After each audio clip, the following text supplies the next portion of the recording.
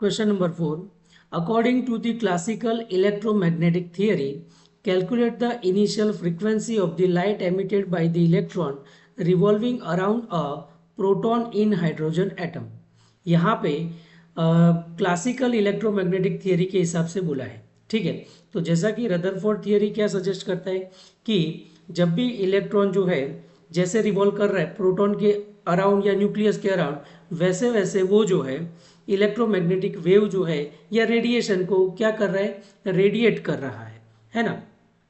एक टाइम आएगा कि वो जो है न्यूक्लियस में कोलाइड हो जाएगा, पर बोहर एटॉमिक मॉडल के हिसाब से ये जो है थोड़ा सा मॉडिफाई कर दिया गया था कि अगर ऐसा होता है तो आपका एटम जो है अनस्टेबल हो जाएगा।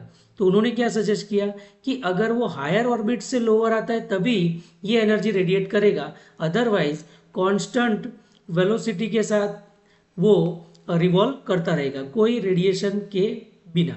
ठीक है, तो यहाँ पे बोला है कि अगर ये क्लासिकल इलेक्ट्रोमैग्नेटिक थियरी के हिसाब से इनिशियल फ्रीक्वेंसी कितना होगा। ठीक है ना, तो हम मान के चल रहे हैं कि ये न्यूक्लियस है ना, और इसके अराउंड जो है इलेक्ट्रॉन रिवॉल्व कर रहा है।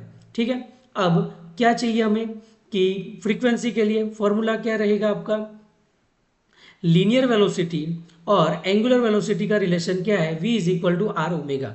ठीक है, अब शॉर्टकट के हिसाब से हमें क्या पता है, r का वैल्यू क्या है 0.529 into 10⁻⁻10 n square by Z. अब ये हाइड्रोजन एटम ही है, फर्स्ट ऑर्बिट ही है, तो 1/1 ही आना है। ठीक है, वेलोसिटी की बात करें तो 2.18 या फिर 2.2 इंटू 10⁻6 मीटर पर सेकेंड हमें याद रहना चाहिए, और ये आ जाएगा आपका एंगस्ट्रॉम में है तो ये इतना मीटर। ठीक है, अब यहाँ पे जो है v is equal to R omega, v is equal to R omega में आप ओमेगा की जगह क्या लिख सकते हो, omega is equal to 2πf, R को ले जाएंगे सामने तो v अपन आर, और हमें वैल्यू किसकी चाहिए, फ्रीक्वेंसी की, तो f is equal to v upon 2πr।